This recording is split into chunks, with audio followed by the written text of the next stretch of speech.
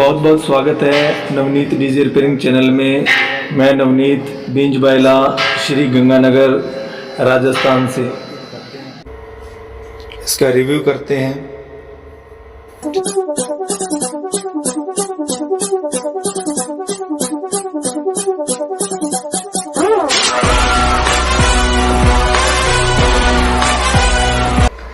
देखिए, दास का कंपनी का एम्पलीफायर है और TD 9.0 2 चैनल पावर एम्पलीफायर। दोस्तों लुक देखो एम्पलीफायर का, अगर आपके रैक के अंदर होगा तो कितना जबरदस्त लगेगा ना। अब ये volume, indicator, on off switch, इसके बारे में तो बताने की आवश्यकता नहीं है आपको ना। ये तो वो लोग बताया करते हैं जिनको कोई वीडियो बनाने का या तो आइडिया नहीं है और या ऐसा सोच के वो बनाते हैं कि इसको नए लोग खरीदेंगे ना। तो एक बार मैं इसके जो बैक साइड का जो फीचर्स है जो ज़्यादा ज़रूरी है उसके ऊपर बिल्कुल ज़रूर ध्यान देंगे। तो मैं इसकी साइड चेंज करता हूँ। एम्पलीफायर के मैंने साइड को चेंज कर लिया है।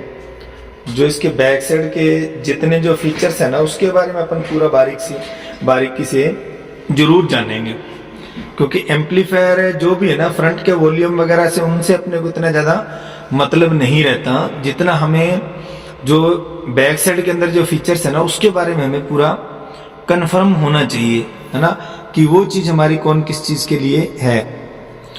तो दोस्तों जितने हमारे के जो फीचर्स दिए इस चीज़ के बारे में हमें जानना बहुत ज़्यादा ज़रूरी रहता है। देखिए, चैनल 1 का इनपुट ये दोनों हो गए। अगर आपके पास में ये वाला जैक है तो आप ये लगा सकते हो, ये है तो आप ये लगा सकते हो, ठीक है। दोनों में कोई फ़र्क नहीं होता।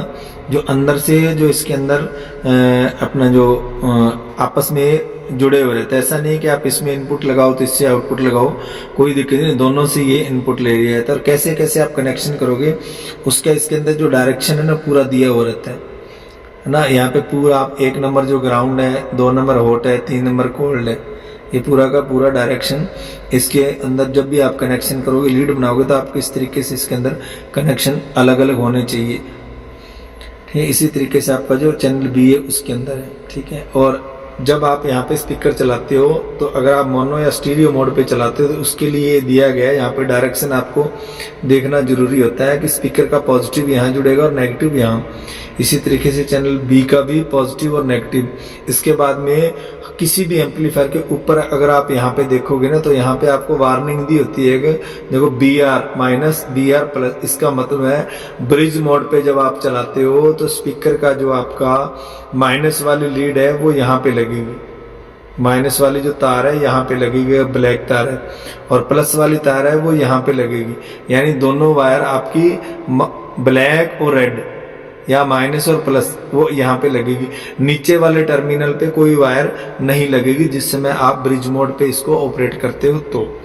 और जो ब्रिज मोड दिया जाता है वो ज़्यादातर बेस चलाने के लिए दिया जाता है।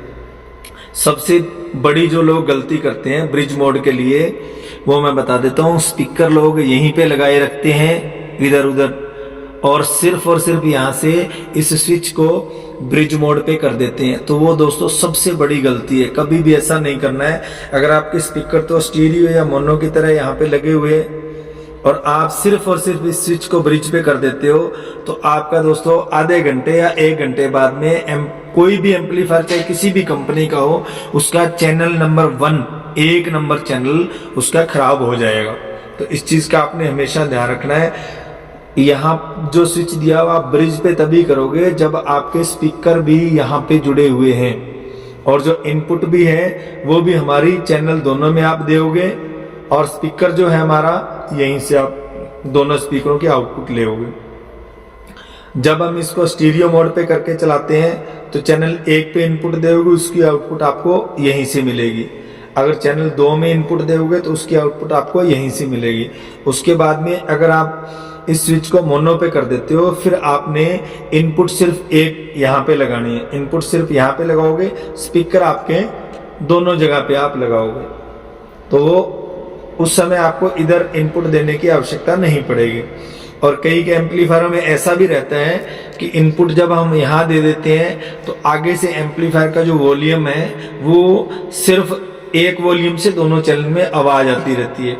किसी किसी में ऐसा होता है कि मोनो पे करने के बाद में एक नंबर चैनल में हम इनपुट देते हैं और जो वॉल्यूम है वो दोनों चैनलों की अलग अलग ऑपरेट हो जाती है। किसी किसी में ऐसा होता है, तो वो अलग अलग हिसाब होता है। मोनो पे कोई कंपनियां एक नंबर ही वॉल्यूम पे दोनों चैनलों को जोड़ देती है मोनो मोड पे, और कुछ कंपनियां दोनों चैनलों के अलग अलग वॉल्यूम पे जोड़ देती है और इनपुट सिर्फ एक से ही ले लेती है। आशा करूंगा कि ये जानकारी आपको अच्छे से समझ में आई होगी। और भी अपन अभी बात करेंगे सेंसिटिविटी का। यहाँ पे स्विच दिया होता है 0.771 और 1.4। देखिए ये होता है आपके इनपुट का सेंसिटिविटी कि आपका जो सिग्नल है वो कितना बड़ा है। अगर आप बेस का सिग्नल देते हो तो उस समय आप 0.77 पे भी रख सकते हो, क्योंकि लो फ्रिक्वेंसी का जो सिग्नल होता है वो हाई फ्रिक्वेंसी के मुकाबले छोटा पड़ता है, तो आप यहाँ पे दे सकते हो। अगर आप उसके बाद में अगर आपने इसको टॉप वगैरह पे या उन पे चलाना है, या आपका मिक्सर किस टाइप का डीजे मिक्सर है तो आप 1 वोल्ट पे रख लीजिए। लाइव वाला मिक्सर है, आप लाइव में चलाना है, आपने मिक्सर पे भी एक्सएलआर वाली आउटपुट उठा रखी है तो आप 1.4 पे चलाइए। और इसमें आपको और बता देता हूं, जब आप 1.4 पे करते हो तो आपकी आगे से अगर वॉल्यूम की कंडीशन आप एक ही जगह पे रखोगे तो आपको ऐसा महसूस होएगा कि 1.4 पे आवाज कम निकल रही है और 1 वोल्ट पे ज्यादा निकल रही है और 0.77 पे और ज्यादा निकल रही है। दोस्तों एम्पलीफायर की जो ताकत होती है ना, उससे वो एम्पलीफायर उतनी ही ताकत देगा, न कि वॉल्यूम कम खुलने पे और ज्यादा खुलने पे डिपेंड नहीं होता। वो आपके सिग्नल पे डिपेंड होता है कि उसको सिग्नल किस टाइप का मिल रहा है। अगर आपने लाइव वगैरह में चलाना है मिक्सर से, इस वाले जैक से, ऐसा जैक होता है मिक्सर में लेफ्ट राइट में, वहां से अगर आपने उठाई है तो आप 0.77 पे रखिए। डीजे पे चला रहे हो आप और टॉप वगैरह यूज कर रहे हो तो आप 1 वोल्ट पे रखिए। बेस अगर आपने चलानी है तो फिर आप 0.7 पे कर सकते हो। और ये आपका इसका ब्रिज, बीआर का मतलब होता है, देखिए बीआर का मतलब होता है ब्रिज, एमओ का मोनो और एसटी का स्टीरियो। किसी किसी में मोनो की जगह पैरेलल भी लिखा हुआ होता है। इसके बाद में यहाँ पे आप आओगे HPL बाई P लिखा हुआ है और LPF, इसका मतलब होता है HPF का मतलब होता है हाई पास फिल्टर। अगर आपने इसको मतलब ऊपर की तरफ कर दोगे तो इसके अंदर क्या आएगा, जो हमारा जो ट्रेबल है वो ज्यादा निकालेगा, बेस वगैरह गायब हो जाएगा। जो लाइनर वगैरह के लिए चलाने होते हैं ना, तो ये ऑप्शन दिया हुआ रहता है। फिर दिया होता है इसके अंदर बाईपास। अगर आप कभी टॉप चला रहे तो आपको बाईपास रखना चाहिए, जिसके अंदर आपको दोनों तरह की फ्रिक्वेंसी की आवश्यकता है। और LPF का मतलब होता है लो पास फिल्टर। अगर आप बेस पे चला रहे हो, आपके पास में क्रॉसओवर नहीं है तो आप इसका क्रॉसओवर यूज करना हो तो आप इसको स्टेप से कर सकते हो। इधर 0 dB दिया हुआ, इधर दिया माइनस बीटा का निशान दिया गया है। आप जिस तरह से इसको यूज करो सेम इसी तरह से HPF बाईपास और LPF यानी कि हाई पास फिल्टर, बाईपास और लो पास फिल्टर।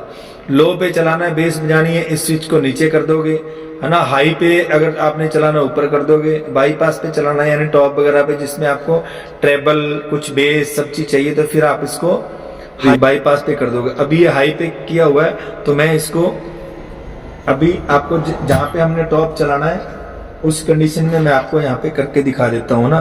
तो मैं इसको यहाँ पे इस स्विच को हल्का सा ये पेचकस से यहाँ कर दूंगा तो ये देखो आप बीच में होगा ना, बाईपास पे हो गया ना।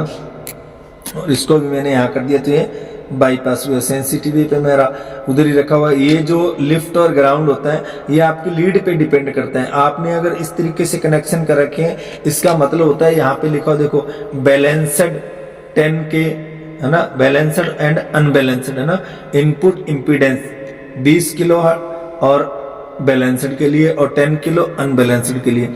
अगर आपने इन कनेक्शनों को तीनों को अलग अलग किया हुआ है, ये जो दिख रहे देखो यहाँ से देखो, तीनों को अगर स्टेप से जोड़ रखा है तो आपका जो इनपुट है वो बैलेंसड है।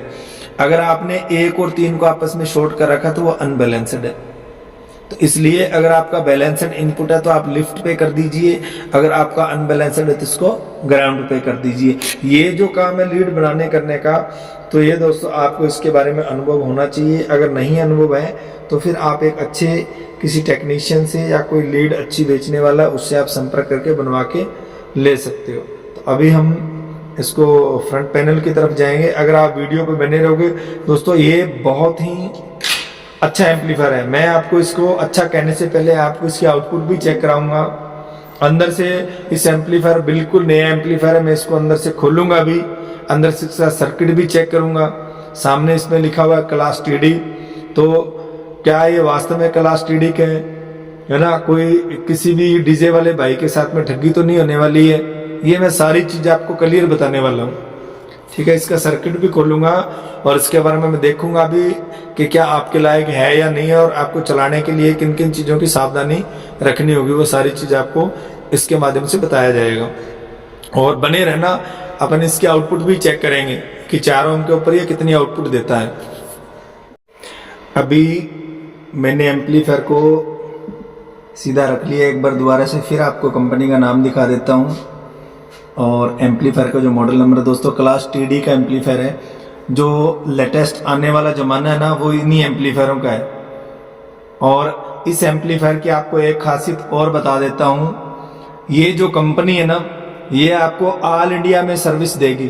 किस चीज़ की सर्विस? कि जितने हमारे डीजे वाले भाई है ना, वो बहुत सारी चीज़ों से इस वजह से परेशान हुए हैं कि उन्होंने नई नई कंपनियों के ऊपर विश्वास करते हैं। वो नए नए पावरफुल एम्पलीफायर यूट्यूब पे दिखाने के बाद में वो खरीद लेते हैं। समस्या कहाँ आती है कि जब एम्पलीफायर खराब हो जाता है तो दोस्तों उसके बाद में वो कहीं पे रिपेयरिंग के लिए लेके जाते हैं तो उनको बड़ी प्रॉब्लम आती है।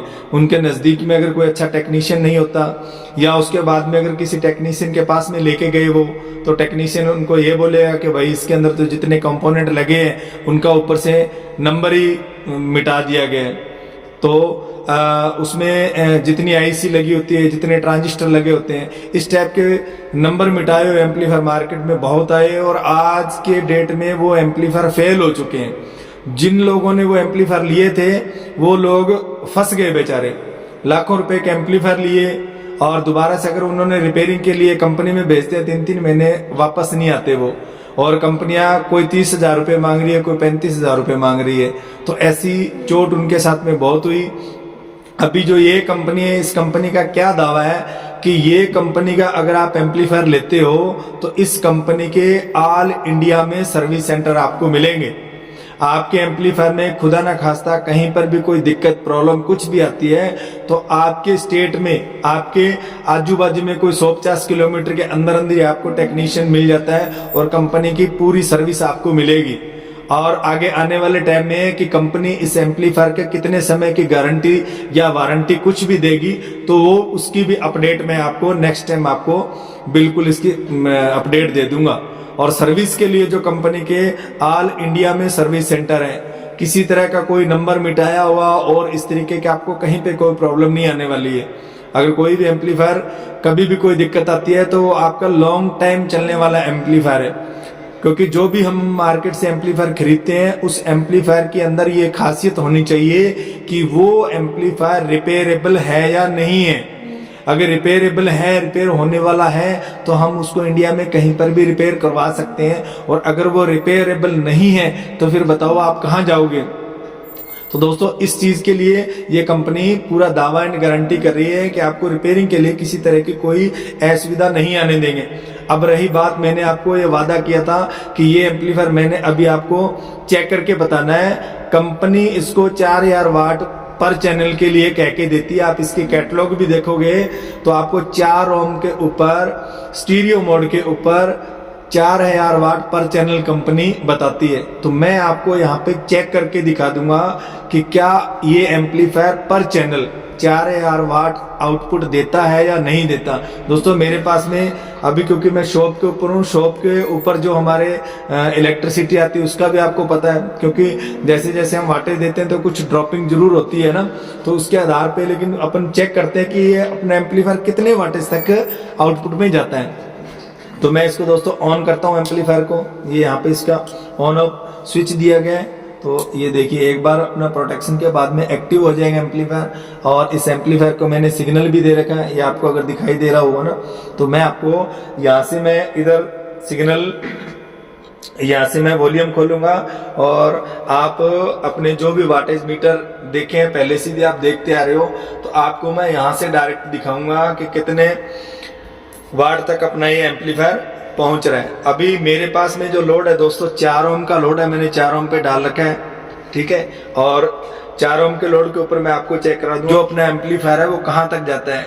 इससे पहले भी मैंने यहाँ पे एम्पलीफायर बहुत सारे आपको टेस्टिंग करवाए हैं, हर एक एम्पलीफायर वो जितने लोड तक जाता है वो प्रॉपर जाया ही करता है। तो ये एम्पलीफायर भी मैं आपको शॉप करवा देता हूँ कि कितने आउटपुट तक जाता है। ये देख लीजिए, मैं जैसे आपकी वॉल्यूम खोलता हूँ एम्पलीफायर की, तो ये देख लीजिए दोस्तों, ये देखिए आप।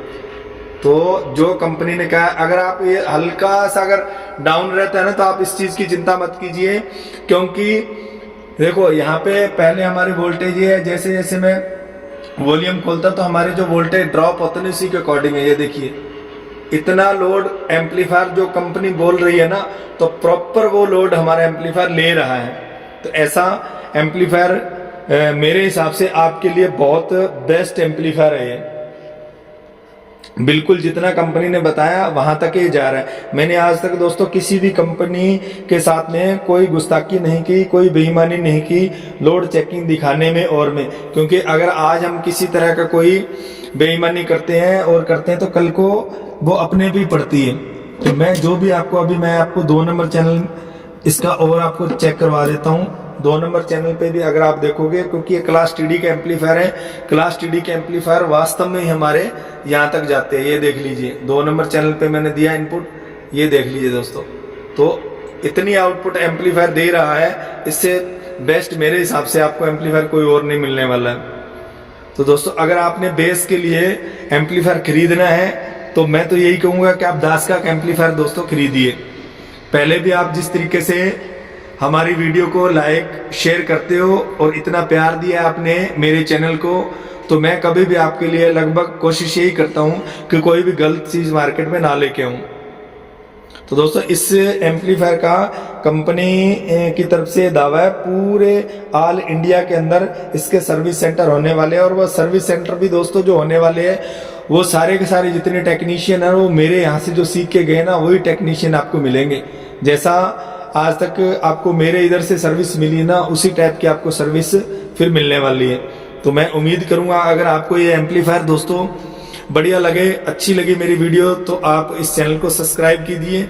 और अगर आपने बेस के लिए जो आपने 2000 वाट के स्पीकर चलाने हैं तो उसके लिए आपके लिए एम्पलीफायर दोस्तों बहुत अच्छा एम्पलीफायर आप चलाइए। अगर कोई भाई इस एम्पलीफायर को चला रहा है तो वो कमेंट करके जरूर बताए।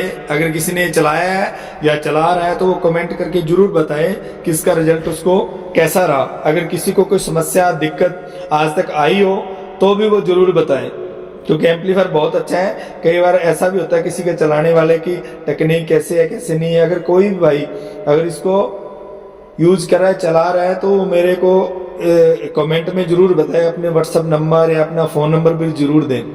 तो दोस्तों ये आज की वीडियो थी, शायद आपको अच्छी लगेगी। Thank you. मिलते हैं इसी कंपनी के नेक्स्ट और मॉडल के साथ नेक्स्ट वीडियो में। Thank you.